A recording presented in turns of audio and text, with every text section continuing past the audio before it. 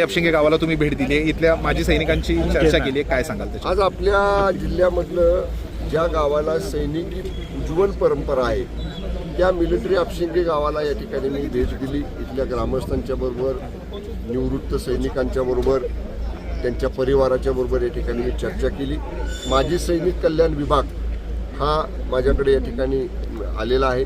त्यामुळे ह्या गावाचा विकास कसा करायचा, ह्या गावाचं कशा पद्धतीनं सुधारणा करायच्या आणि जसं ह्या गावानं एक कर्तव्य बजावलं, पार पाडलं की घरटी एक व्यक्ती सैन्य दलामध्ये युनिफॉर्म फोर्समध्ये देऊन देशसेवेबद्दल, देशरक्षणाबद्दल गावची जबाबदारी काय आहे ती गावानं पूर्ण करून दाखवली. आता शासनाची शासनकर्ते म्हणून आमची जबाबदारी आहे की या गावाच्या अडीअडचणी असतील, काही प्रश्न असतील, सुविधा असतील, विकास असेल, तो कशा पद्धतीनं पुढे न्यायचा, एक मॉडेल गाव कसं तयार करायचं या दृष्टीनं मी सगळ्यांची चर्चा केली.